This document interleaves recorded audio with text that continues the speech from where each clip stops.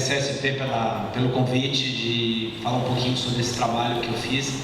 Esse livro é fruto de uma dissertação de mestrado que eu fiz na Unesp. E antes da gente começar a falar sobre a Miriam, eu queria dizer uma coisa que eu acho que tem tudo a ver com ela, tem tudo a ver comigo e tem a ver com esse trabalho, né? Que é o seguinte: quando eu resolvi fazer pós-graduação, que eu sou professor, eu dou aula na Faculdade de Paulista de Artes, e tem aquela coisa, precisa fazer mestrado, precisa fazer...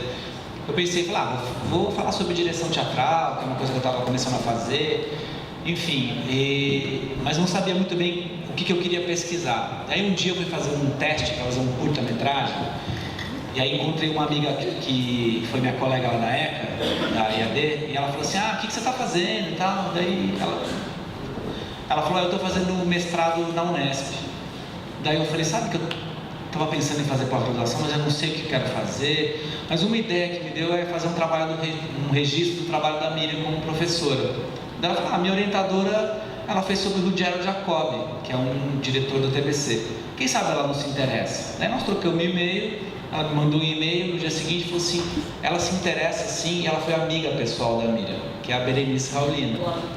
E aí eu comecei, de uma maneira quase que acidental, a minha relação com a Berenice, que culminou nesse trabalho, né? Eu estou falando isso porque quando a gente se propõe a estudar alguma coisa, né, e a gente acha que a pós-graduação, que o mestrado é uma coisa técnica, acadêmica, né, que está longe da gente, não, acho que só faz sentido quando a gente quer falar de uma coisa nossa, né?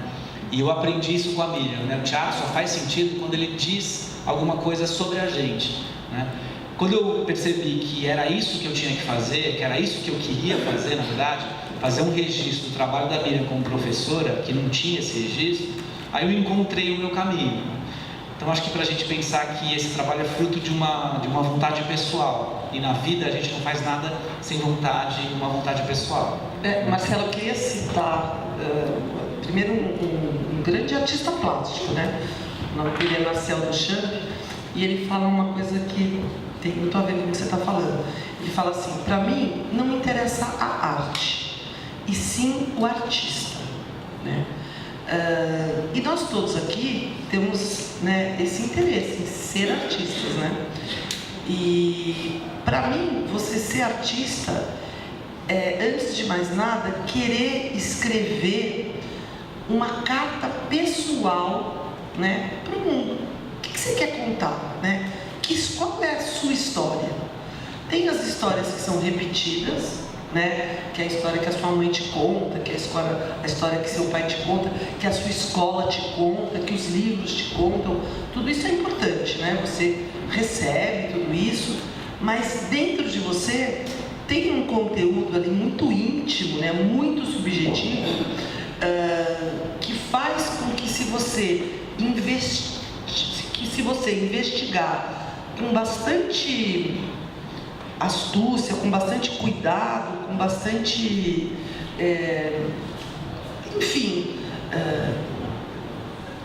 prontidão, faz com que você realmente comece a perceber qual é esse conteúdo que você quer escrever, qual é essa carta que você quer escrever para o mundo. E quem conheceu a Miriam sabe que a grande preocupação dela foi ser uma artista bastante autoral, né? A gente brinca, né? Eu sou professora de teatro também, e a gente brinca que tem os atores repetidores que repetem. Que às vezes você liga ali uma novela, você fala assim: gente, essa pessoa é fulano? Não, é Beltrano. Não, é... Só que, porque parecem todas as mesmas pessoas. Elas vão passando e você olha e você fala: nossa, elas são iguais. E tem atores que você fala: epa, peraí, esse ator é autoral. Não porque ele é estranho, mas porque ele, você percebe claramente que ele está escrevendo a carta dele para o mundo, né? Última coisa, Marcelo, eu falo muito. O Gil, ele fala o seguinte, que ser artista é tornar o particular público. É você ter coragem, né? Não é tornar o particular, é você ter coragem de tornar o particular público. Desculpa, e fazendo um elogio ao Marcelo, que a gente estava conversando lá atrás, o livro é um livro bastante bacana, estuda teatro, para quem é diretor, para quem é ator, para quem é autor, bem bacana mesmo, por um lado. Por outro lado, eu como fui muito amiga da Miriam, a Miriam está presente, a alma dela está presente. Eu fiz a USP, eu fiz a ECA, né? Tem um conceito, eu fiz cinema, e tem um conceito que um professor nosso, Ismael Xavier, ele falava o seguinte: por que tem filmes que são fílmicos? Porque fica. Você fala assim, você não sabe explicar por que o Cidadão Kane é o grande filme do século passado. Às vezes você assiste, você fala assim, nossa, mas o Cidadão Kane, do Orson Welles. Você fala assim, nossa, mas quando eu acabei de ver esse filme, eu falei assim, por que é o grande filme? É bacana, é bem legal, é lindo, fotografia, tudo certo. Mas ele nunca mais sai da sua cabeça, porque ele é fílmico. A Miriam, depois é uma das perguntas que eu fazia para ele, ficou nele. É impressionante como, lendo o seu livro, ela está presente o tempo todo. Ela presentifica, sabe? Você presentificou a Miriam o tempo todo. É isso. Me corta, tá? Tudo bem. Fala. Só para te falar, uma coisa que tem a ver com o que você falou, Cristina, quando eu comecei a fazer essa pesquisa, eu fui encontrando pessoas que tinham tido contato com a Miriam. E aí, quando eu revelava, estou fazendo esse trabalho, nossa, eu preciso te contar uma história. Não, a Miriam fez isso. Não, aquele dia ela me deu uma aula. Então, todo mundo com quem eu ia cruzando, ia me contando histórias. Até a Berenice falou assim, quem sabe a gente não faz no anexo uma coleção de histórias sobre a Miriam. Por quê? Porque a Miriam não passava impune pela vida de ninguém, né? Todo mundo que de fato travava contato com ela, não esquecia, né? Então eu vou falar um pouquinho do trabalho da Miriam, da carreira.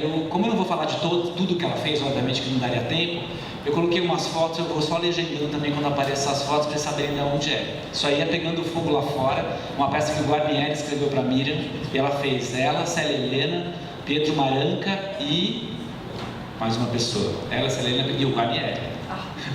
E o próprio, tá?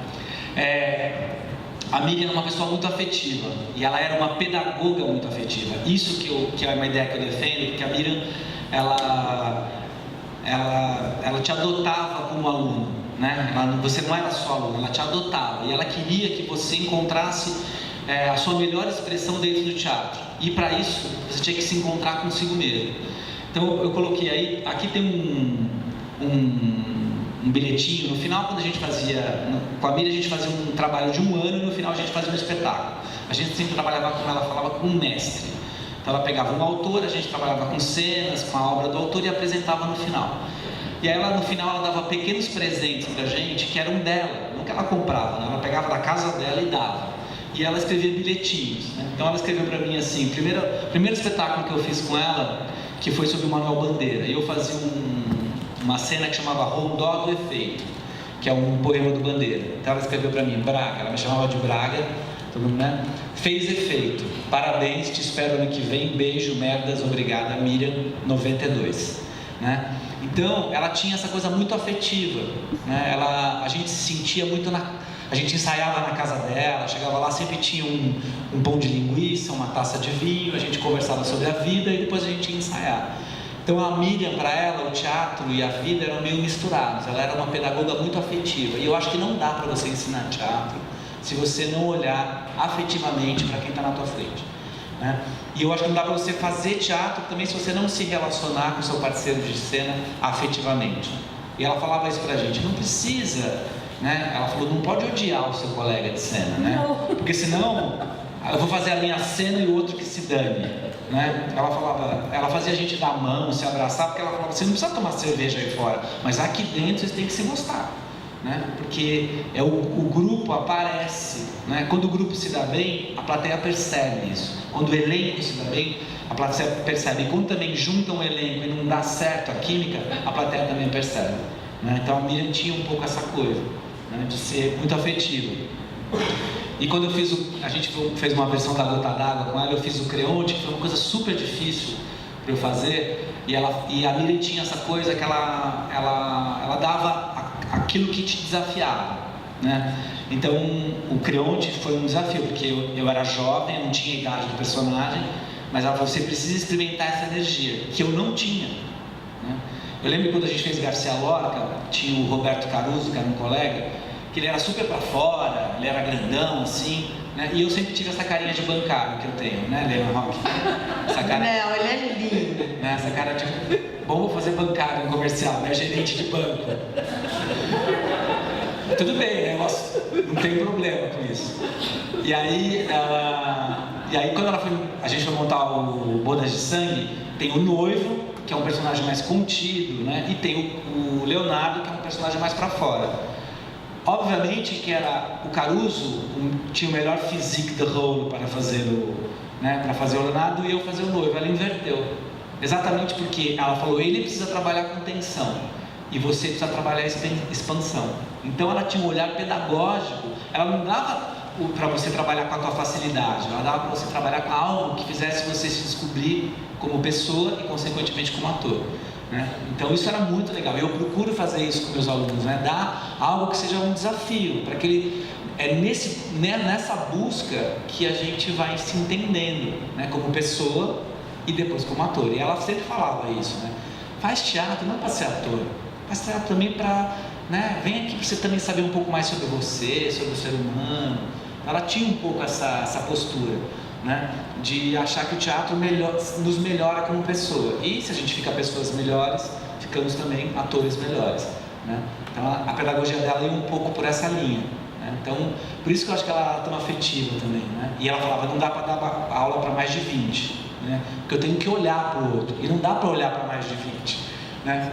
Eu lembro quando a gente, não sei se você lembra que ela mandava a gente ir de branco, tinha que fazer a aula, tinha que ir de roupa branca. Daí um dia eu perguntei, mas por quê? Ela falou, porque eu fico dirigindo vocês, eu fico vendo Coca-Cola, me tira a atenção, eu fico vendo as camisetas de vocês, tem umas coisas escritas, eu não consigo olhar para a pessoa. Então a gente tinha que ir de roupa branca, né? Eu sempre achei que era uma coisa espiritualizada, branco, paz. Ela falou, não, é porque senão eu fico olhando a camiseta de vocês e aquilo fica me chamando a atenção. Que é legal porque a Miriam tinha uma coisa mística, né? A gente defumava o espaço de trabalho, ela queimava folha de eucalipto e às vezes a gente achava também que tinha uma coisa muito elevada e às vezes ela era muito pé no chão. Não sei se você concorda comigo. Às vezes é a questão da água, a Lúcia contou aqui quando ela foi trabalhar com a Miriam foi trabalhar lá em Curitiba, e ela chegou na sala da Lúcia lá no Teatro Bahia e falou assim, essa mesa tá muito triste aqui. Aí no dia seguinte ela chegou e tinha uma toalha de crochê em cima da mesa que a Miriam levou. Então ela tinha essa coisa que era muito palpável, né? Eu vou contar só uma história que assim, tem uma amiga que foi fazer teatro com ela. E ela tá até cita no livro. Aliás, duas amigas minhas que fizeram teatro com a Miriam são citadas no livro. E uma é a Carmen e outra é a Muriel. Eu não sei para qual das duas foi na casa dela, ter aula, ela falou, então tá, então você vai pra cozinha e vai fritar um ovo. Ela falou, o quê? Ela falou, isso, você vai lá e frita um ovo, daqui a pouco você volta. Ela foi, fritou o ovo e tal. E pra outra, ela falou assim, agora você vai fazer uma faxina na minha casa. Imagina você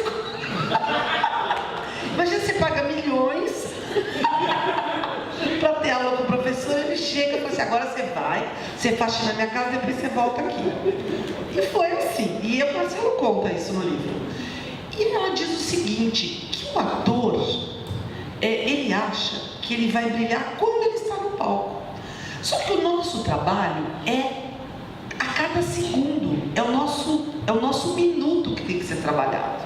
Então a gente fica em casa, a gente sofre, ai, que eu quero ser ator, que me chama, tem toda essa história por trás de querer ser ator, que é contar que a gente é rejeitado, né? Uma das histórias que o ator conta, não é isso, Marcelo?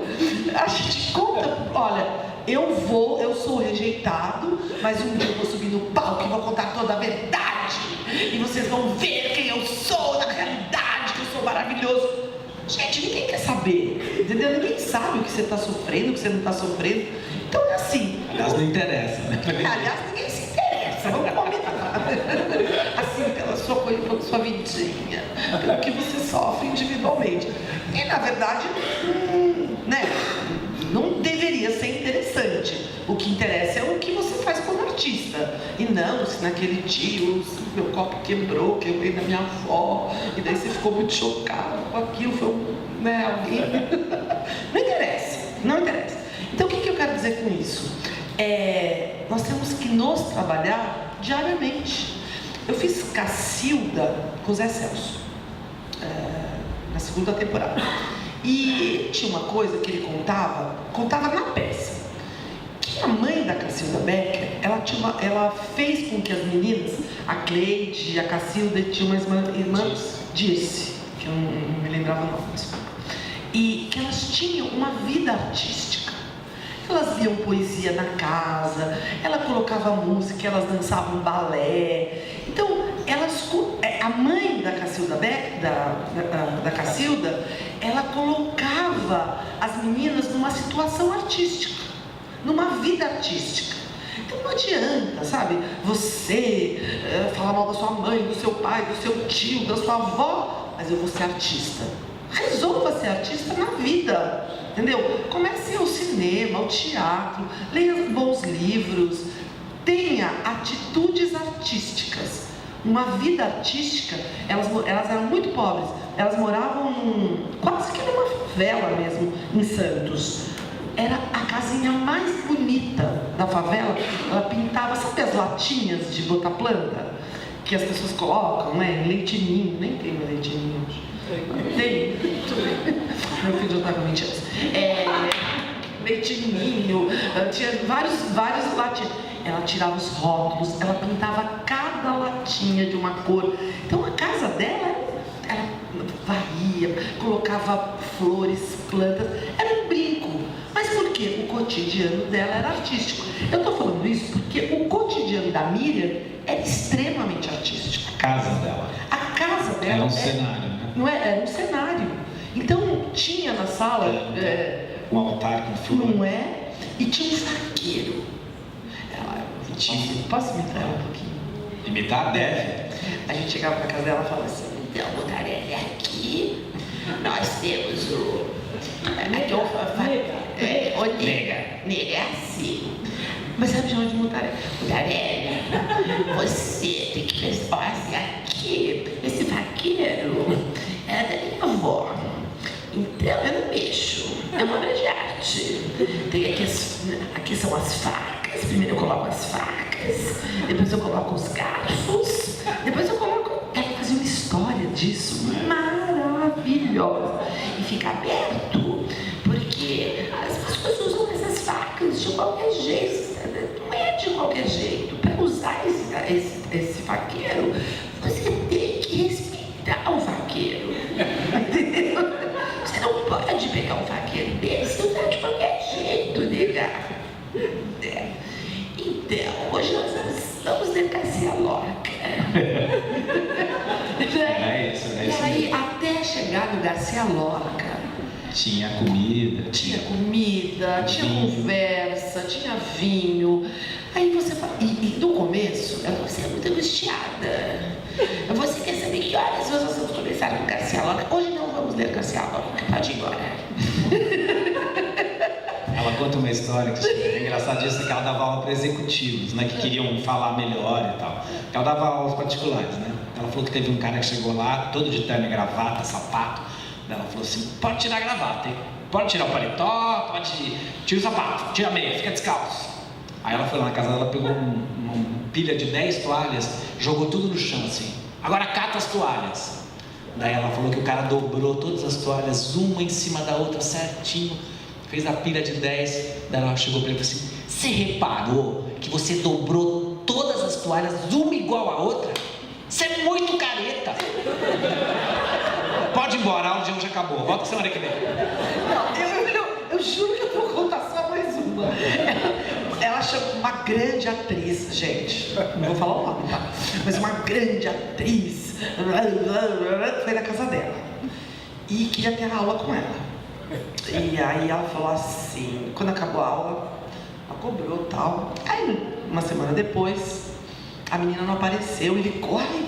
É aquela coisa, né? Que as pessoas, quando acham o outro estranho, inventam desculpa pra não estar junto. Fala assim: ai, eu não vou poder ir, porque porque não sei o quê, mas a semana que vem eu vou, tá bom. Aí ligou de novo, a semana que vem não foi. Depois de um mês ela apareceu, aí foi pagar, a menina falou, quanto é? Ela falou, 25 mil. A menina falou, quanto? 25 mil. Daí a menina falou assim, não, gente, o que tá acontecendo?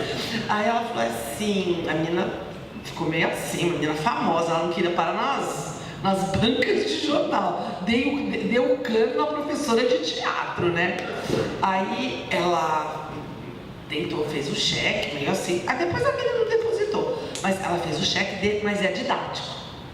Aí ela falou assim, mas Miriam, tudo isso? Ela falou assim, claro, eu fiquei esperando um mês. Você me gastou, eu tô exausta. Veja bem, eu te cobrei as aulas que você faltou, mas a decepção que você me causou. Eu me acho maravilhosa, eu me acho incrível. Você falta na minha aula. O que você acha que eu acho disso? Então, amor, 25 mil. 5 mil para cada dia que você não veio. Pode contar 25 mil. Tchau. Não precisa voltar mais, porque eu não quero mais dar aula para você. E ela fazia isso, né? Quando ela via que a pessoa não dava para o teatro, ela falava, não venha mais, por favor. É, a mãe da menina que também é famosíssima, ligou, olha, e tipo assim, né? A mãe falou não, a mãe aceitou os 25 mil, ela falou assim, olha, eu não vou depositar, porque eu já falei tudo que eu queria. Se você quiser, você vem aqui que eu vou falar tudo de novo. Olha, essas duas sumiram, que nunca mais apareceram. Mas, gente, é isso. Ou você quer ser artista, ou você não quer. Eu gosto de falar a palavra artista, porque eu acho que ator, não é que é muito pouco, é o que a gente estava falando, né? Tem o ator autoral, que é o verdadeiro artista, e tem o ator repetidor, que tantufas, né? Então, não tantufas não, vai lá, de vez em quando desprende alguma coisa. Mas é isso, desculpa, vamos passar. Ô Lúcia, toca a sineta quando eu falar muito. Você faz assim, Eu queria falar um pouquinho sobre a carreira da Miriam, porque eu acho que a formação dela, a atuação dela como professora, tem tudo a ver com a trajetória dela, tá? Então, como eu falei para vocês, eu vou ficar legendando as fotos. Essa foto é da Vânia Toledo, daquele livro que ela fez sobre as atrizes. Essa é uma foto que não foi publicada no livro, que cada atriz tem uma foto, mas a Vânia tirou, óbvio, várias fotos. E essa é uma das que foi divulgada, né? Que é a condessa de não sei... A baronesa decadente. A baronesa decadente. Isso. Que ela era uma mulher toda chique, mas com a roupa toda fodida. Né? Que ela queria isso. E só uma observação rápida, eu participei desse livro. E a Miriam chegava para as atrizes e falava assim, imagine um personagem que você quer ser, mas que você nunca fez, você nunca conseguiu fazer. Olha que maravilha, baronesa decadente. Não é maravilhoso? Então, a Miriam ela era filha de portugueses e italianos. Ela fala que isso é super importante para a atriz que ela se tornou. Então, o pai dela era português, o Agostinho, e a Rosária, a Ró, que a gente chamava de Ró, ela era italiana. Então, ela falou assim, eu herdei dos portugueses a responsabilidade, essa coisa mais austera. E dos italianos, ela falou, era o contrário, né? Chegava na casa dos portugueses, parecia que estava tendo um velório. Chegava nos italianos, só faltava jogar a gente dentro da salada. Ela falou que podia fazer tudo na casa. Que a gente cantava, né? Eles batiam palma, elas dançavam. Então ela fala que foi fundamental para ela essas duas coisas. O português deu o senso de responsabilidade, né? Essa coisa que o artista tem que ter com o seu trabalho, e o italiano deu essa coisa espontânea, né? Intuitiva. Que, aliás, eu acho que a Miriam era uma artista muito intuitiva.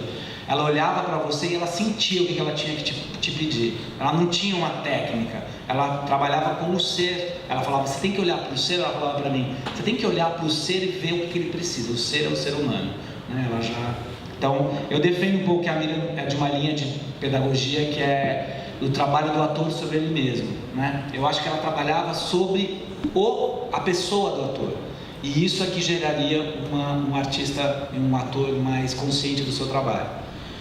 Primeira vez que ela teve contato com o teatro, a Guiomar Cristófani, que é a mãe do Aguinaldo Ribeiro da Cunha, era prima da Miriam e era uma mulher muito instruída, muito culta, e foi a Guiomar que levou a Miriam né, levava ela em exposições, levava ela no teatro. E eles foram assistir Entre Quatro Paredes, no Teatro Santana, com a companhia Tônia Altran e Tchely Altran. E aí ela foi assistir essa peça e falou, nossa, ela falou, eu acho que é isso que eu quero fazer. Ela falou que quando ela assistiu essa peça, que a Guiomar levou ela a assistir, ela falou, eu acho que eu quero fazer. E aí ela foi para IAD. Mas como a Miriam foi para IAD, também foi engraçado, porque a Miriam, a mãe dela tinha uma pensão e o pai um restaurante.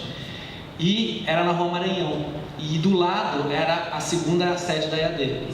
Né? Então o pessoal que estudava na IAD morava na pensão da mãe dela. E ela falou que ela emprestava violão, umas coisas para as peças.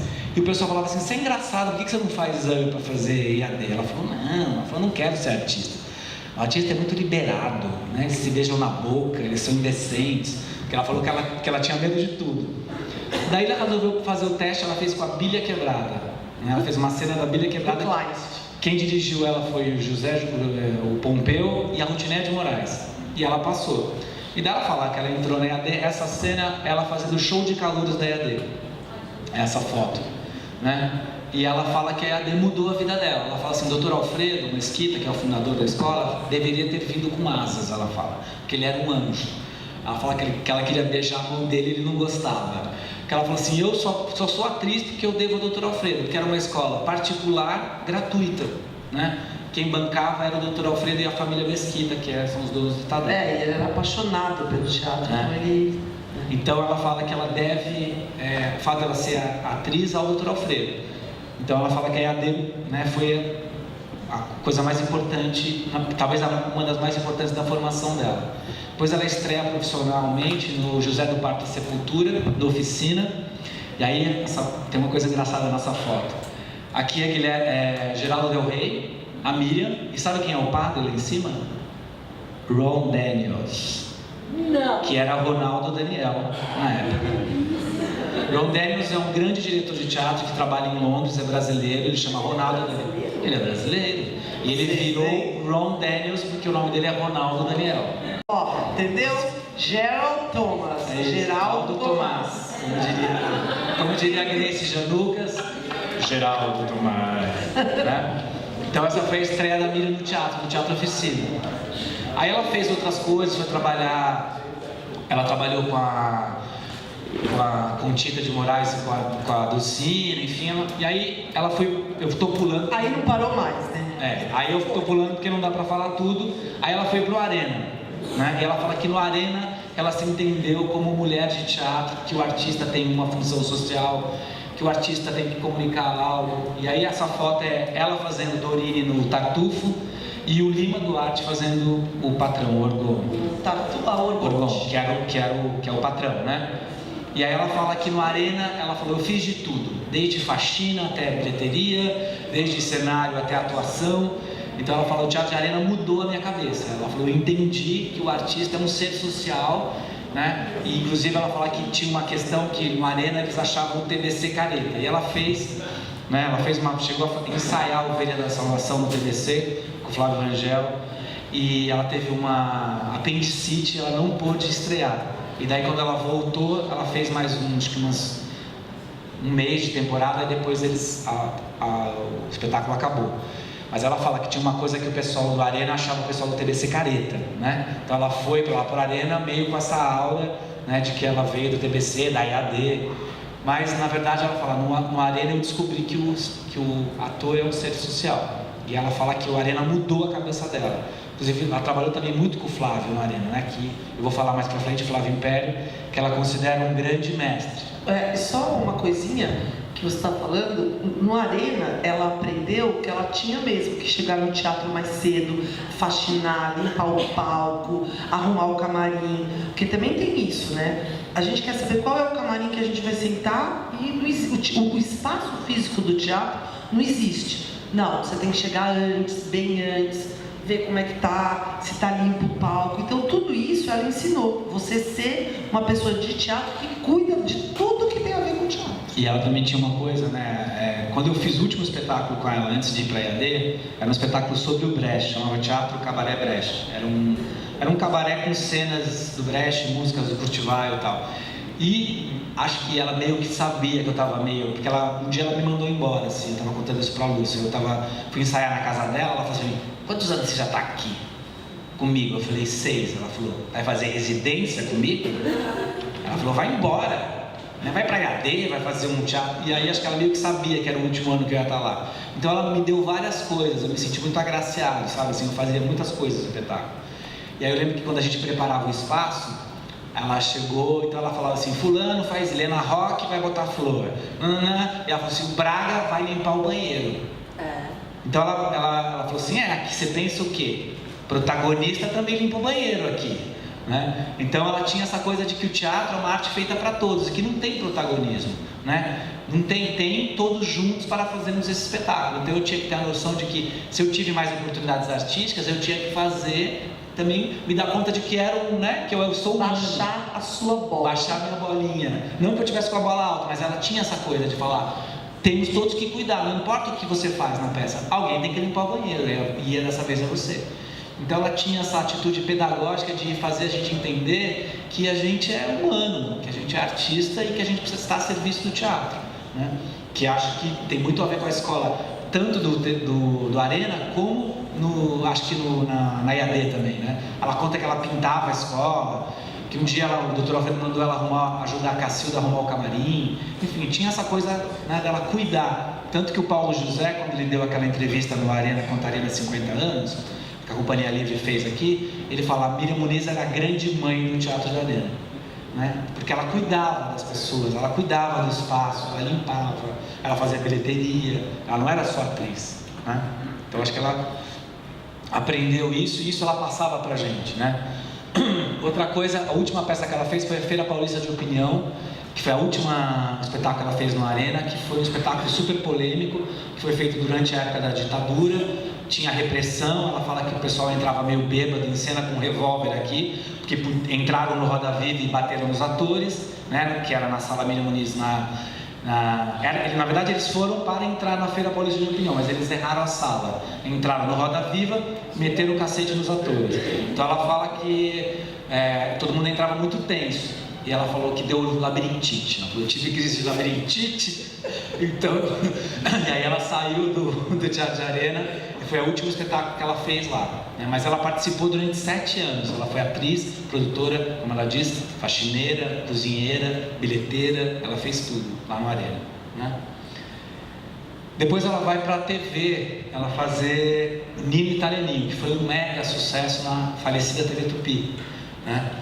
E a Miriam não se deu muito bem com a televisão, porque ela não tinha essa coisa da notoriedade, né? As pessoas começaram a reconhecê-la na rua, e aí ela ficou muito incomodada. E também tinha uma coisa, a personagem dela, que era a Dona Pina, que era a dona da pensão onde o Nino Italianinho morava, ela falou assim, o Vietri descobriu que eu chorava, sem passar cristal japonês.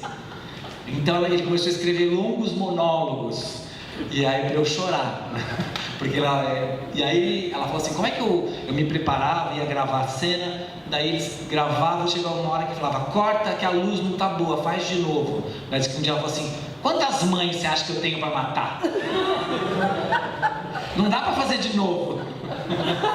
Né? Porque ela falava, a gente busca uma emoção, não dá para ficar, não é uma... Né? Então ela falou assim, ela falava uma coisa muito bonita, ela falou assim, a arte do ator é o teatro. Ela falava, o cinema é a arte do diretor e a TV é a arte do patrocinador. Ela falava, quem manda na televisão é o patrocinador. Pode estar linda, mas se o público não está gostando, sai do ar, né? Ela falou, o nosso lugar é o teatro. Ela falou, é aqui que a gente reina, é aqui que é o nosso espaço. Tudo que a gente faz fora daqui é uma concessão, né? Eu acho que ela tinha razão, né? É onde o ator se sente à vontade, é no teatro. Mas voltando ao Nino Italianinho, fez um mega sucesso e ela se deu muito mal. Ela conta que um dia ela estava subindo a Rua Augusta a pé e parou uma mulher de carro e falou assim, vem tomar chá na minha casa com as minhas amigas. Ela falou, que a pessoa, como assim? Queria que ela fosse naquela hora tomar chá com as amigas, ela nem sabia quem era. Um dia ela estava na rua, as pessoas começaram a chamar ela de Dona Santa, ela estava com o Marcelo, que é o filho dela, e o Marcelo falava, mãe, você não é a Dona Santa. Ela falou, não filho, eu não sou a Dona Santa. Então ela falou que ela se deu muito mal com essa coisa, mas enfim, né? Foi um mega sucesso. E 2 anos depois ela foi chamada para fazer uma outra novela que chamava Fábrica, que também era do Vietri. E ela falou que ela foi, gravou 3 dias, ela falou, eu não vou mais. Ele disse que ele falou, como você não vai mais? Ela falou assim, eu não quero fazer isso. Daí ele falou, não, mas você não pode. Ela falou assim, como que eu não posso? Eu posso sim. E foi embora. Daí ela falou, me ameaçaram. E aí ela falou, tem um depoimento que ela falou assim, que ela falou para eles, olha, é bom mesmo que vocês não me chamem mais para fazer televisão, porque daí eu vou fazer bolinho, não faz mais essa merda que eu não gosto. Né? E brigou com a televisão, ela só vai voltar para a TV depois de 25 anos. Eu vou falar aqui, fazer uma série no SBT com Caruso e a Jandira, que é fruto do Porca Miséria. Mas ela ficou 25 anos sem fazer TV. E olha o que é incrível a força, né, da TV. Um dia eu fui naquele restaurante árabe que ela gostava ali na DOC, não é uma Manara, chama Arábia. E tinha um garçom, um senhorzinho. E nós sentamos na mesa, o garçom olhou para ela e fez assim, Dona Santa, que era o nome da personagem dela na novela. E aí, então ela, né, era uma coisa que a Miriam, por onde ela passava, ela deixava o rastro. 20 anos depois, o garçom ainda lembrava que ela tinha feito a Dona Santa. Enfim, aí, depois disso, ela faz uma peça que chama Fala Baixo, Esse Meu Grito, direção do Silvio Zilber, que era o marido dela na época, né, com o Zé Carlos de Andrade, que ficou em cartaz numa Aliança Francesa. E também tem uma história ótima. Da Leila, que foi feito pela Marília no Rio e ela fez aqui em São Paulo. E ela conta que um dia ela estava em cena e ela e o Zé Carlos. São dois atores só na peça. E que tinha uma pessoa na plateia. Começou a peça, quando deu 15 minutos, o cara levantou e falou: porra! 2 atores, 20 pau o ingresso? Ah, vou embora! Levantou e saiu. E ela falou assim: nego, eu não estou valendo nem 10 paus. E o cara achou caro pagar 20 para ver 2. Então ela tinha essas coisas, né? Mas foi um super sucesso. O Sábato Magal escreveu uma crítica, foi um grande crítico, que aliás está para sair um livro dele com uma coletânea de críticas que a Edra está organizando. Escreveu assim: Miriam Muniz empresta à personagem a sua experiência humana que dá autenticidade ao jogo ininterrupto entre a frustração e o sonho. O Fala Baixo é a história de uma mulher, uma solteirona que mora numa pensão e que o quarto dela é invadido por um ladrão. E ela não sabe se ela gosta ou não, né? Porque é perigoso o ladrão, mas o ladrão é uma possibilidade. Certo? Ele pode ser algum afeto, ela pode... E aí ela... Então é uma relação muito maluca, porque ela não sabe, ela tem medo dele, mas ao mesmo tempo ela tem desejo pelo ladrão. Vamos deixar a janela aberta, ok? Vai que, né? Em vez de reclamar, gente, vamos deixar a janela, a porta, tudo bem? Depois, no finalzinho da primeira metade da década de 70, a Miriam é chamada para dirigir o Falso Brilhante deles, Regina. E aí que eu acho que a Miriam é reconhecida como diretora, né? Ela já tinha algumas experiências pedagógicas dirigindo alunos e tal na EAD, eu vou falar um pouquinho mais para frente. Mas quando ela, na verdade, quem ia dirigir o Falso Brilhante era o Silnei Siqueira, e o Silnei tinha assinado com a Beatriz Segal para dirigir uma peça. E a Miriam e o Silnei moravam no mesmo predinho ali na Navarro, em Pinheiros. Aí o Silnei pegou a Miriam, a Elise levou na casa da Miriam e falou: ela pode dirigir. E aí ela falou assim: eu adoro música brasileira, eu adoro essa mulher, eu adoro teatro, eu vou fazer. E aí ela pegou tudo que ela tinha aprendido com teatro, dirigindo, olhando, e colocou no show. E pela primeira vez a gente teve um show de música com cara de teatro. Por isso que ele ficou 11 meses em cartaz no Teatro Bandeirantes, que agora infelizmente nada contra as igrejas, mas é uma igreja, né? Eu não sei quantos lugares tem lá, 800? Tudo contra as igrejas e é uma igreja. 1000 lugares, é um teatro enorme, né? É aqui na Brigadeiro, o antigo Teatro Bandeirantes, lotou durante 11 meses, né? Um show de música que era, né? Maravilha. E na verdade a Miriam trabalhou durante 4 meses com os atores, com os músicos, tinha uns 4 ou 5 atores juntos, os músicos e eles. Então ela fez um processo teatral com eles. Então virou uma coisa maravilhosa. As pessoas iam e não acreditavam no que elas estavam assistindo, né? E a Miriam fala assim: eu tive que me impor como diretora, porque não tinha a direção teatral era uma seara dos homens, tinham poucas mulheres diretoras. Então a Miriam é uma das primeiras que surge como diretora, começando com o Falso Brilhante, depois ela vira diretora de teatro também, né? Que era teatro, na verdade, né? O Falso Brilhante era um show teatral, era um teatro musical, nem sei como categorizar. E aí ela fala: eu tive que me impor, né? Ela fala porque o mundo era um mundo muito masculino, né? E eu, como diretora, tinha um certo descrédito por ser mulher. Então ela conta uma história engraçadíssima que ela estava para estrear, ela teve que adiar a estreia por 2 ou 3 dias. E parece que o César Camargo Mariano não gostou muito. E meio que peitou ela. Falou, tem que estrear na data certa. Ela falou, eu levantei, fui lá no palco, sentei no piano dele, que não podia nem peidar perto do piano, que ele ficava nervoso. Levantei e fiz assim, tam, tam, tam. Falou, agora eu toco, você dirige. Aí disse que ele ficou quieto e falou, não, tudo bem, vai estrear daqui a 10 dias. Ela falou, eu sou a diretora, eu decido quando vai estrear. Ela falou, naquele dia eu tive que ser homem, né? Ela falou. Então, ela tinha essa coisa. E o Falso Brilhante realmente foi um fenômeno, né? Eu fui assistir a esse espetáculo Elisa musical, eu quase mandei uma cartinha para o Nelson Mota, porque eu acho injusto que ele não cita a Miriam no texto. Tá. Parece que a Elisa teve uma ideia... Você não mandou? Não mandei. Mande. Porque, na verdade, eu acho injusto, porque no Falso Brilhante, o texto, o roteiro, foi feito pela Miriam junto com os atores num processo que nem se chamava ainda colaborativo, mas foi, né? Ela falou, eu trabalhei com a história daquelas pessoas, por isso que era tão lindo. Não, e era um espetáculo totalmente autoral, e quem viu era muito, assim, com certeza foi o grande espetáculo que a Elis fez como cantora. Com certeza. Oi? Tá. 15 minutos? Nossa, então vou dar uma super acelerada. Aí ela fez Pegando Fogo Lá Fora com o Guarnieri, que eu já falei dessa peça. Fez A História Acabou, que foi um outro texto que Fauzi Arap escreveu para ela fazer, dirigido pelo próprio Fauzi, junto com o Pietro Maranca, né? E fez o Porca Miséria, que foi a última peça que foi um mega sucesso, do Caruso e da Jandira. Ficou 6 anos em cartaz, né? Então a Miriam tem uma carreira também no cinema. A gente está falando da Ana Carolina, tá? Ela fez vários filmes. Ela fez Macunaíma, ela fez Jogo da Vida do Maurício Capovilla, ela fez... E ela fez filmes com a Ana Carolina, que eu acho que são os filmes mais legais que ela fez. Eu gosto muito do Amélia, que é essa foto que tem aí, né? E a Ana Carolina fala o seguinte, que ela aprendeu a ser diretora de cinema pela Miriam. Ela fala, a Miriam me ensinou a dirigir o ator, a fazer o ator chegar, a entender como é que o ator...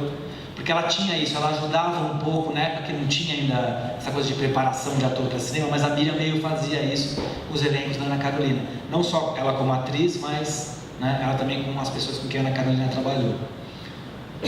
E aí, quando ela morreu, o Zé Celso escreveu uma coisa linda na Folha, que eu termino, que eu gosto sempre de ler, porque eu acho que é fantástico. Assim, o Zé é um poeta, né? É um homem de teatro maravilhoso. Ele escreveu o seguinte: eu me sento para escrever e recebo a notícia que Miriam Muniz deu uma gargalhada e entrou para a morte.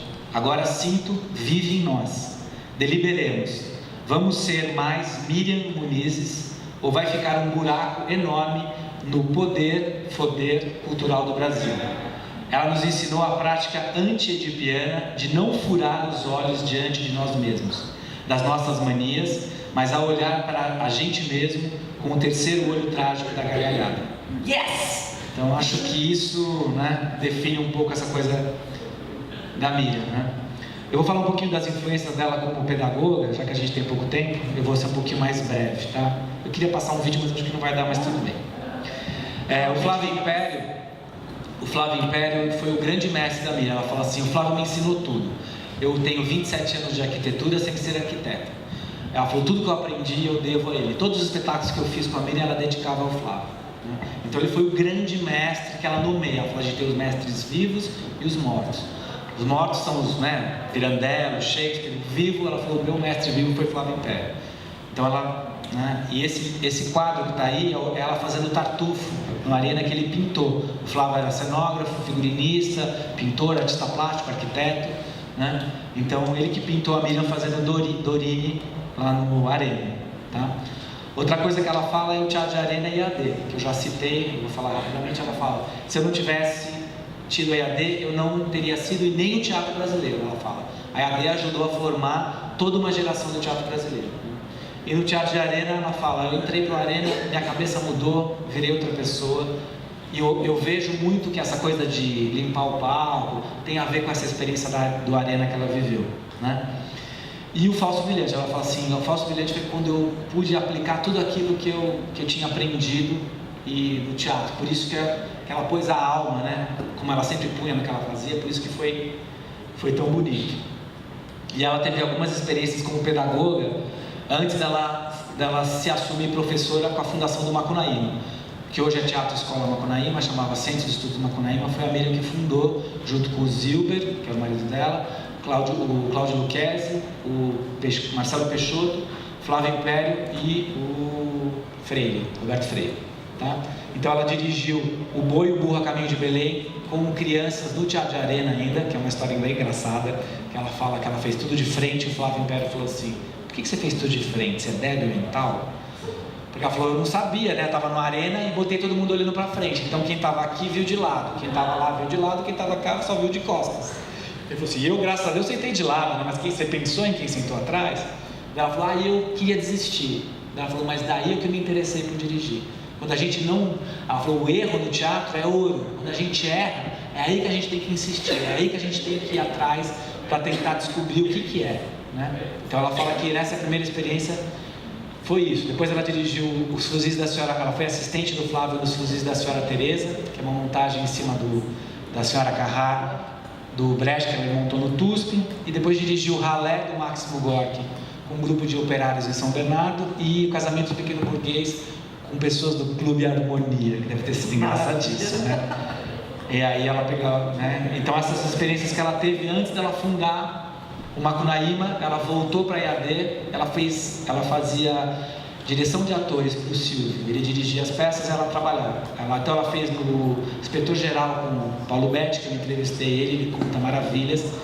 Fez com a turma do Sofredini, que era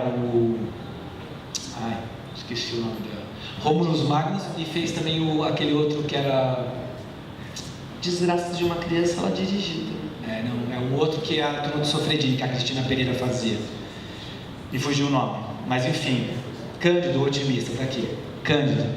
Então, ela vira e mexe, ela estava lá na EAD dirigindo os atores, nem sempre como professora contratada. Muitas vezes ela ia colaborar com os amigos, colegas diretores dela da EAD. Ela manteve essa relação com a escola. E daí ela fundou o Macunaíma. E daí ela falou assim: no Macunaíma eu pude experimentar. E aí ela falou: com os alunos eu pude descobrir, né? Acho que ela se nomeou professora quando ela fundou o Macunaíma. E aí ela tem uma escola que ela chamava Centro de Estudos Macunaíma, porque ela fazia várias coisas. Tinha exposição, tinha teatro, eles trabalhavam com artes plásticas, eles cozinhavam, né? Tinha essa coisa de uma vivência para o ator, né? Uma vivência para o artista de teatro, mais do que o ator, né? Acho que ela se preocupava com formar o artista, né? E ela fala: teatro é uma arte generosa, né? Ela fala assim: a gente tem que ser generoso com o teatro como ele é generoso com a gente.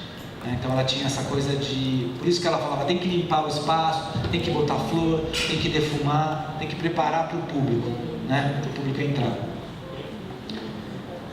E aí, no meu trabalho, eu identifico algumas linhas de pensamento da Miriam dentro da pedagogia, né?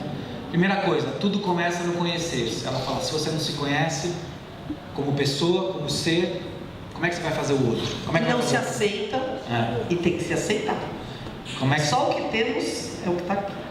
Como é que você vai fazer o outro se você não sabe quem você é e não se aceita, né? Como é que você não gosta do seu corpo do jeito que ele é, né? Outra coisa que ela falava, que teatro e vida era tudo misturado, né? Então ela ensaiava na casa dela. Uma vez a gente estava fazendo Nelson Rodrigues, a gente saiu da Funarte, e na frente da Funarte tinha um prédio em 3 andares. E quando a gente estava saindo, tinha uma mulher brigando com o marido, jogando as roupas pela janela. Vai embora, você me traiu! Ela falava: para. Olha lá o Nelson Rodrigues, ó. Olha lá. Então ela pegava coisas da vida para a gente entender o teatro, né? Ela tinha essa... Pode entrar, sentar, vem. Fica todo mundo em pé. Outra coisa que eu acho que a Miriam tinha diversas pedagogias. A pedagogia dela era a partir do aluno. Ela olhava para a gente e tentava identificar o que a gente precisava. Isso que ela falava assim para mim: teatro demora 10 anos para a gente entender. Demora porque você demora 10 anos para você se entender, né? É como você vai fazer uma terapia, né? Ela falava: teatro não é terapia, mas é terapêutico, que faz você se defrontar com você mesmo, né? Então eu via que ela tinha, com cada pessoa ela atuava de um jeito, né? E ela sempre pedia que a gente ultrapassasse os nossos limites, né? Ela ia provocando, até você ultrapassar o limite.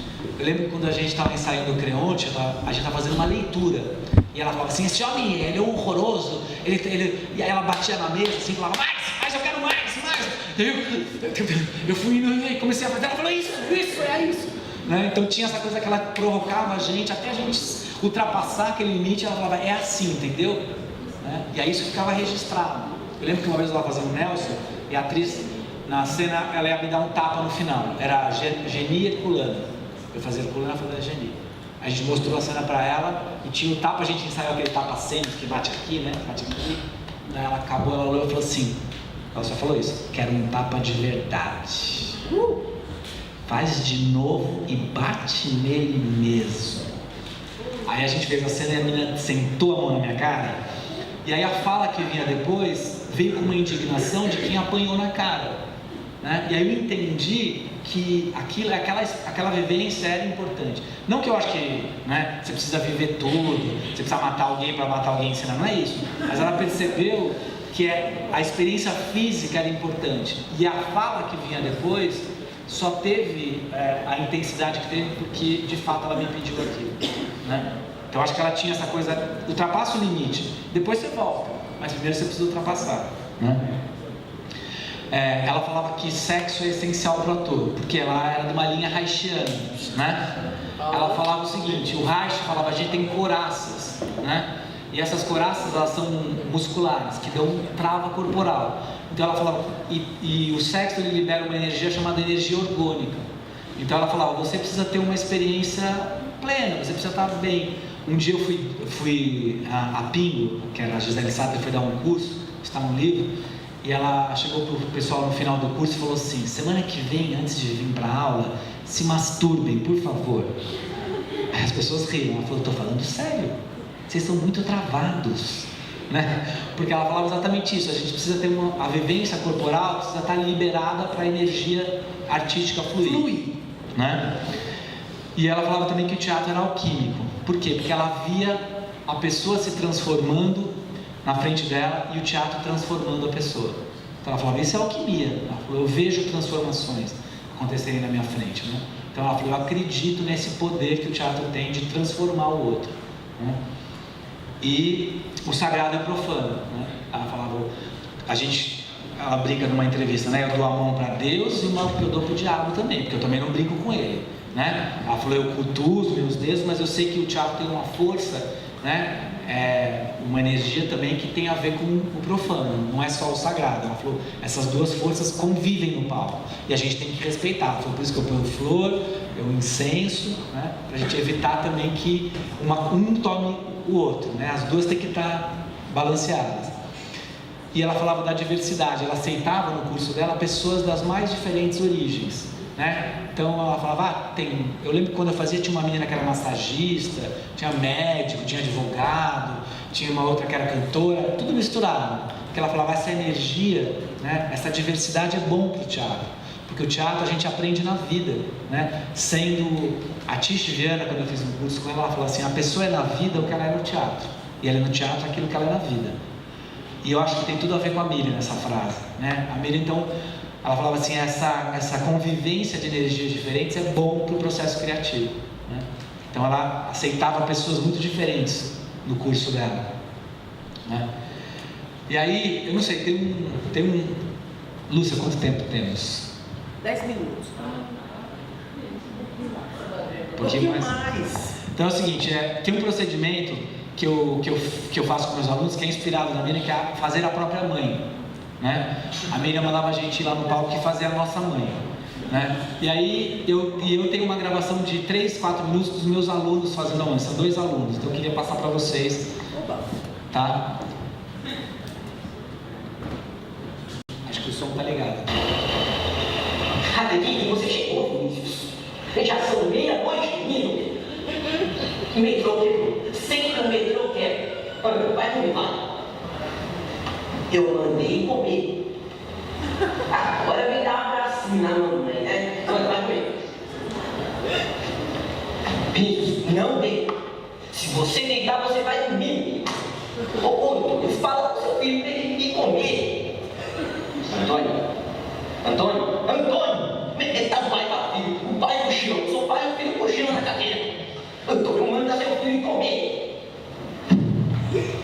Eu não estou brigando com você. Eu faço isso pro seu bem, meu filho. Eu estou preocupado com você dia e noite. Quando você come, quando você sai, quando você volta, e é assim que você me trata. Não, eu não vou mais me preocupar com você. Faz o que você quiser. Não adianta vir me dar beijinho não, tá?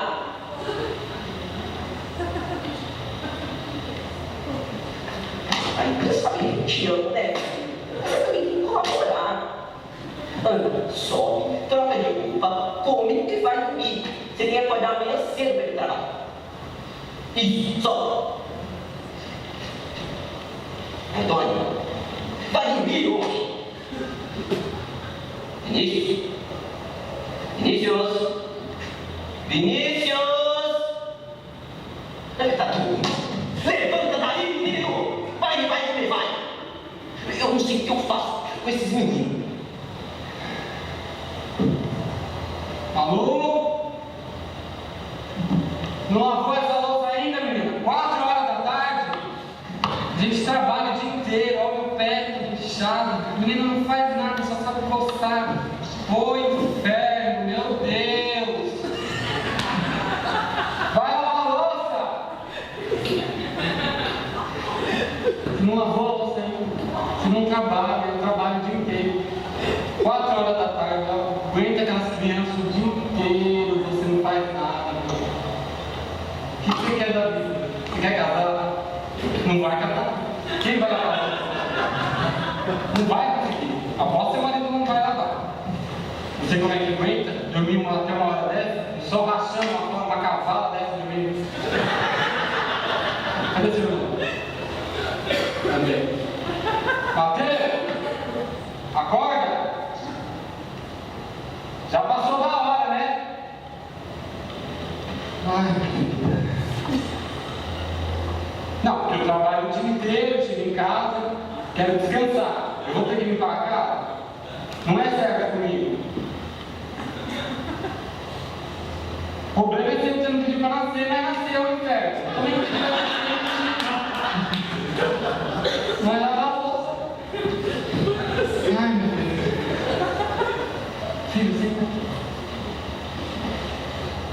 mãe é sua amiga. Ela só quer conversar. Já? Não é só porque ele só está querendo te ajudar. Não é por nada não. Usa, tá? Eu fiz aquele bolo de chocolate. Tá na geladeira. Como assim você não quer? Não. Porque a gente faz o bolo. A gente faz com carinho, porque você gosta, né? De um pedacinho. Se fosse aquela biscate na rua, você ia comer tudo, né? Nem um pedacinho. Também tem que passar por essas coisas. Então, vou falar um pouquinho. Também o que eu gosto de fazer a mãe, como eu falou, é uma aula que a gente não esperava. Eu fiquei pensando em né? Minha mãe é um ser cheio de trejeitos, de maneiras diferentes de falar. E cada filha ela fala de um jeito, cada um tem uma idade. Uma tem 24, outra tem 12, a outra tem 3. E a experiência de fazer a cena é você conseguir sentir por alguns momentos o que é estar do outro lado, o que é estar cobrando com um bom sentido e a pessoa não escutando. É bem interessante. E a mãe é isso, eu falei, tipo, caramba, vou imitar minha mãe, como assim? Não tem como. É quase que natural, você lembra, é você. É uma versão você mais leve, feminina, um pouco mais protetora, mais dramática, um pouco mais tudo, mas é você. Aí você acaba percebendo que você e a sua mãe um pouco mais relaxados. Eu nunca tinha pensado em fazer minha mãe, isso foi bacana. Então, essa experiência, esse é um dos procedimentos que a Miriam fazia, que eu faço com meus alunos. Por quê? Porque eu acho que quando você pensa num personagem, né, você tem que conhecer o personagem como você conhece a sua mãe. Né? Eu acho que se você pensar nisso, né, você vai ter que fazer uma pesquisa para chegar a essa proximidade. Claro que a gente nunca vai conhecer como a gente conhece a mãe, mas é uma experiência, né? Porque não tem texto, né? Aí não tem texto pensado, não tem marca, né? Tudo que eles fizeram foi a partir da percepção que eles têm de uma outra pessoa. Né?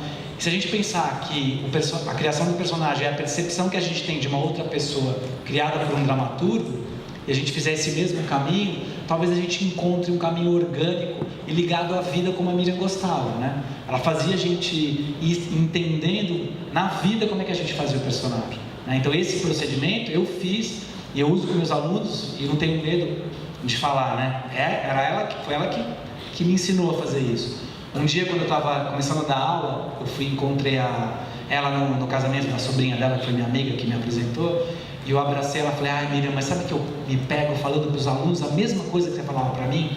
Ela falou, não tem problema, tudo que a gente diz para os alunos não é meu, não é seu, não é de ninguém, é do teatro, pode passar para frente. Então eu fiquei bem aliviado, né? Eu falei, que bom. E tem que assumir essa herança, né, Cristina, que a gente tem. A Cristina Pereira, depois se der um tempinho eu passo para vocês, ela falava assim, quando a gente está professor, né, nós somos pessoas mais humanas, nós somos mais afetivos, e isso a gente aprendeu com a Miriam, né? Então eu aprendi isso com ela, ser afetivo sem, na verdade, abrir mão do teatro, né? Não é uma coisa bobinha, né, fofinha, é você, às vezes, ser duro no momento que você precisa, né, apontar, e às vezes também você fala, olha, agora foi legal, agora, né? Ela fala assim, a gente também se entende pelo que a gente percebe da gente e pelo como as outras pessoas veem a gente, né? Tanto que ela fala, teatro é relação, né? A relação se dá como, né? Eu me relaciono com a Cristina pelo como eu vejo a Cristina, mas também como ela me vê. Ela também me dá referência de como eu sou, né? Porque se eu faço uma coisa e ela não gosta, eu falo, opa, peraí, eu estou sendo de um jeito que a Cristina não curte, então eu também vou me entender melhor a partir da relação com ela. E ela fala, no teatro, as pessoas vão ao teatro para ver uma relação acontecer, né? Tanto que ela fala, o texto é um pretexto, o que importa é o que está acontecendo entre as pessoas, o que está acontecendo entre os personagens, né? Mas é legal porque a Cristina é uma, né, a Cristina é uma grande atriz e ela é uma mulher de teatro, sabe? Ela entende teatro, ela, enfim. E era muito amiga da Miriam, né? Foi muito amiga dela.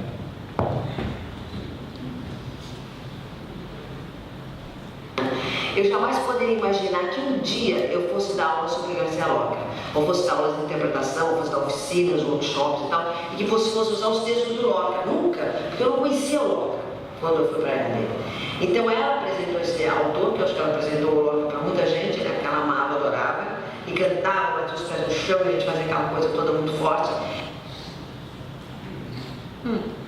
E quando a gente montou a Casa da Gávea, né, em 1992, a Miriam veio para a inauguração da Casa da Gávea, que para nós era um centro de cultura, um lugar de encontro, de troca de experiências. A Miriam falou assim, vocês têm uma escola, porque ela resolvia as coisas do que era, né? E ela tinha muito essa coisa, não, vocês têm uma escola, agora que vocês têm uma escola, ela ficava muito contente do fato de ter feito uma escola. Quer dizer, o Paulo, a Paulo Betti, a Eliane Jardine, né? Nós somos sócios, éramos sócios da Casa de Mundo. Hoje é só o Paulo, o Rafael, a Vera Fajardo e eu. Mas na época era a Eliane também. Então nós éramos 3 alunos da Miriam Denetari. Da Casa da Gávea, era uma influência muito forte. E toda vez que eu ia dar aula, eu sempre lembrava da Miriam assim, como uma referência. Como é que a gente, para te dar uma primeira aula, para você começar a dar aula, você tem que ter uma coragem, né? Porque o aluno está nervoso, o professor é novo, mas o professor também está muito nervoso diante dos alunos novos e diante de uma situação nova que é ensinar alguém, passar o seu conhecimento, enfim, né? Então, as primeiras vezes que eu dei aula de português, que eu era ainda estudante da faculdade, eu sempre lembrava da Miriam. E na realidade, eu fui dar aula mesmo de teatro na Casa da Gávea. Eu fui fazer cursos para a terceira idade, por exemplo, e depois eu fiz cursos meus, assim, que eu estruturei, e a oficina que eu fiz em Garcia Lorca em 98, né, que era aniversário do Lorca e tal, eu fiz em 97, 98, eu fiz oficinas e montamos em 99 Dona Rosita. E tudo que eu fiz, todo o meu trabalho que eu fiz com Dona Rosita, nas oficinas, foi totalmente inspirado na Miriam. Eu fazia aquelas rodas, começava, dava a mão, as pessoas se apresentavam, falavam o nome, era toda a questão da Miriam. Eu comecei a estudar, assim, para dar aula, aquele método da viola, Spolin, mas eu saí totalmente daquilo, e virou uma coisa assim, Miriam Muniz, sabe, né? Eu peguei tanto no Sartre. Eu acho que a gente herda assim, como professor, a acolhida que ela tem do aluno. Ela chega, ela promove logo um ambiente assim, familiar, como se ela estivesse numa sala de uma casa, numa cozinha da casa dela. Nós somos professores, quando somos, estamos professores, nós somos pessoas mais informais e mais afetivas. Eu acho que o interesse profundo pelo aluno, a observação, a dedicação, porque a Miriam era muito dedicada, isso tudo que eles chamaram de dedicação e amor. Comunicação, afetividade, amor, né? Aproximação, acolhida e objetividade. Porque tudo isso parece que é uma coisa louca, mas ela era muito objetiva, ela sabia o que ela queria fazer. Ela era uma grande diretora de teatro, uma excepcional atriz, né? E uma grande professora. Grande, talvez a maior de todas. Então, e é o que é legal, quando eu fui na casa da Cristina entrevistá-la, ela estava, não sei se você repararam, ela estava com uma camisa de homem por cima da roupa. E ela falou assim, quem me deu essa camisa foi a Miriam. Quando ela veio aqui na casa da Gabi fazer a inauguração da casa, ela trouxe, ela falou assim, essa camisa era minha, que eu usava, estou dando para você, uma camisa surrada e velha como nós, para você dar aula para os seus alunos. E aí a Cristina, quando ela foi, quando eu pedi a entrevista, ela desceu e ela trouxe um livro do Garcia Lorca, ela trouxe umas sacolas, que ela trouxe um café, um pãozinho, um lanche. Ela falou, eu deveria te receber na minha casa, já que a gente vai falar da Miriam, mas eu estou com uma netinha de 1 mês, ela está chorando muito. Então a gente foi no salão de festas do prédio dela, mas ela desceu com um lanche e ela falou, eu pus essa camisa, que foi a Miriam que me deu. Eu não posso falar da Miriam e não vestir essa camisa. Então, eu acho que a Cristina resume essa coisa, né, da Miriam afetiva e que mistura o teatro e a vida o tempo todo, né? Então, acho que a Miriam, como ela diz no final, ela era uma grande diretora, excepcional atriz e talvez uma das maiores diretoras que a gente, das maiores professoras que a gente teve no teatro, né? Então, era isso que você queria? Era isso. Se você quiser comentar alguma coisa. Eu queria falar só uma coisa. Bom, primeiro, parabéns, né, pela sua palestra, muito bacana. Depois o Marcelo está lançando livro aqui, hoje, né, no Salão do Teatro. Isso. Queria também agradecer o Alex, né, que é o editor. O Alex Giostri, que o livro está lá embaixo, se vocês se interessarem. A SP, né, Escola de Teatro, que abrigou esse encontro. A Lúcia Camargo, né, que é uma das diretoras aqui. Lúcia, fala, moço. Então, eu acho importante, Cristina, só te interromper um pouquinho, porque é legal, né, que a gente consiga manter a memória da Miriam viva, né? Porque eu acho que ela foi uma pessoa tão importante no teatro, não só como atriz, mas como diretora e professora, né? E a gente tem, às vezes, a gente acaba esquecendo, né? As pessoas que não tiveram a oportunidade de conhecer a Miriam, primeiro vocês podem assistir os filmes. Eu indico primeiro o Amélia, que vira e mexe, passa no Canal Brasil, passa na TV Cultura também, da Ana Carolina, e tem uma cena antológica que a Miriam luta, é a história da vinda da Sarah Bernard para o Brasil.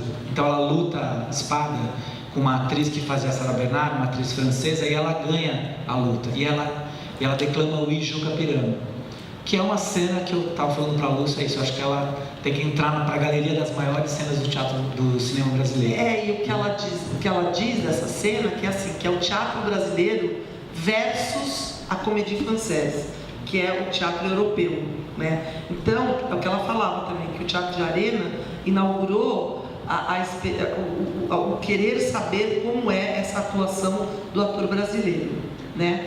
Uma última coisa, que é o seguinte, primeiro eu queria ler aqui uma dedicatória que ela fez para o Cássio Escapim, que fez um espetáculo sobre a Miriam Muniz, mas essa dedicatória é muito linda, eu vou ler para vocês. Cássio, o teatro vai te ensinar a vida e fará você ficar amigo da multidão. Eu acho que o teatro, e meu pai me ensinou, né, a gostar de todos os seres vivos, todos. Eu não discrimino ninguém. E isso é verdadeiro na minha vida. É claro, tem pessoas que durante a nossa vida a gente vai criando, né, inimigos, normal. Mas, a princípio, eu gosto Eu não filtro ninguém. Isso ficou claro para mim. E uma segunda coisa que ninguém fala. A Miriam era mulher e era feia. E isso é um estigma muito grande para uma mulher. Primeiro, ser mulher é um estigma, ser mulher. E segundo, ser feia é outro estigma. E aí, o que acontece? Quando você não é padrão, como eu, né? Eu sou gorda, não é padrão. A Lena é negra, não é padrão, é muito minha amiga. Enfim, quem é padrão? Não sei, né? Não sei. A gente conversa sobre isso, é rápido. Porém, ela teve muitas lutas na vida dela. Ela tinha um filho excepcional. Ela teve um filho que morreu jovem. Então, as lutas dela, a gente tem que falar, ela teve que lutar com a vida dela, pessoal, para conseguir. Porque o artista vive de uma autoafirmação também, né? Você tem que gostar de você. Quando eu digo, você tem que gostar de você, você olha e fala, mas aqui tem uma... Gente, desculpa, foda-se, entendeu? É a palavra que eu tenho para dizer. Você tem essas coisas que você acha que são defeituosas em você, mas são suas. Ame cada ruga, ame cada banha. Isso a Miriam me ensinou, entendeu? Quando eu fui fazer Dorina, que ela fez no Teatro de Arena, depois eu fiz na companhia do Paulo Tran, 30 anos depois, e eu fui lá conversar com ela sobre a Dorina dela. Ela falou para mim, Muta, a sua família veio da onde? Ela falou, eu falei, do sul da Itália. Você tem que conhecer cada respirada que eles dão. Porque a minha mãe chegou aqui, ela queria ser chique, muito chique. Então ela não queria saber muito do lado pobre da família. Ela realmente não queria saber o lado pobre da família. Normal, a pessoa, né, vira burguesa e muda da Zona Leste para a Zona Oeste. Deixa a avó, deixa toda a parte ruim. Deixa os cachorros virar lata, deixa os livros despencados, cebado. Ai, não, eu quero uma casa nova e eu não quero ninguém feio. Eu não quero ninguém feio do meu lado, entendeu? Ela limpa tudo, fala, não, esse não entra mais na minha casa. Então, eu acho que isso é muito importante para vocês que estão aqui. É a gente saber conviver com tudo que a gente não gosta da gente. E você transformar isso no seu lado forte. A Miriam, ela conta, a Cristina, quando ela fez o Bodas de Sangue no EAD, dirigida pelo Daversa, que ela fazia mãe. E a mãe, o personagem, tem 60 anos, e ela tinha 30. E aí a Jandira Martins, no depoimento, fala assim que ela foi assistir essa peça em Santos, falou assim, nossa, quando o elenco saiu, mas cadê aquela velha? Cadê aquela velha que fazia a mãe? Daí ela falou, mas era a Miriam. Você fazia? Ela falou assim, eu tinha 30 e as pessoas acreditavam que eu tinha 60. Né? E o Bodas de Sangue é a história de uma mulher que perde o marido e 2 filhos. Né? O último filho morre e ela conta, é super bonito isso, né? Quando o filho dela, o Rodrigo, morreu, como eu sou amigo da sobrinha da Miriam, a gente foi lá no IML, né? Porque ele morreu atropelado, infelizmente. E aí eu lembro que ela estava sentada numa cadeira e ela fala assim, que ela viveu a dor da perda do filho no Bodas de Sangue. Então ela já tinha entendido o que era aquela dor. Então ela falou que a dor dela era interna. Ela falou, eu parava e as lágrimas escorriam. Ela falou, porque geralmente, porque a ordem natural das coisas foi quebrada, né? A mãe perdeu o filho, não faz sentido, né? É o contrário, né? É o filho que deixa a mãe ir, né? Então ela fala que essa ordem foi invertida, mas como ela já tinha vivido essa dor, e a gente vê as mães que perdem filhos se jogar, né? Fazer escândalo, chorar. A Miriam falou, eu tinha tanta dor, ela falou, era uma dor mas era tão interna. Ela falou, era uma torneira que se abria e não parava de escorrer, mas eu fiquei muda. Ela falou, porque eu já tinha vivido e entendido essa dor quando eu fiz A Mãe do Garcia Lorca. Então ela falou, o teatro me ensinou até a lidar com a minha própria dor, né? Então isso é maravilhoso, né? Eu acho que ela tinha uma coisa, né, que ela falou, que quando ela fez o Garcia Lorca, que o Daversa estava ensaiando com ela, e amarrou uns panos na mão dela, mandava ela bater no chão, até ela chegar naquela energia que é ela. Daí ele falou assim, é aí, entendeu? Então ela falou assim, e eu consegui vivenciar aquilo. Quando aquilo aconteceu na minha vida de verdade, eu já tinha entendido aquela dor, né? Então eu acho que a Miriam tinha isso, ela era uma pessoa fascinante, você chegava perto dela, sabe, primeiro morria de rir, e ao mesmo tempo como ator, o tempo todo ela ficava te cutucando. Teve um dia que eu estava fazendo uma cena, eu apresentei, ela olhou para mim e falou assim: amanhã, por favor, uma coisa diferente. Isso eu já vi. E foi embora, e me deixou na angústia, né? E aí no dia seguinte, obviamente que eu fui para casa, chorei um pouquinho no travesseiro, e fiquei pensando o que eu ia fazer, e fiquei ensaiando, e quando eu voltei no dia seguinte, ela falou: agora você entendeu, né? Por quê? Porque ela te cutucava também, né? Ela te provocava, para você entender a humanidade daquilo que você estava fazendo, né? Marcelo, muito obrigada mesmo pelo seu trabalho e por você ser quem você é. Uma simpatia. Obrigado a você. Obrigado a você.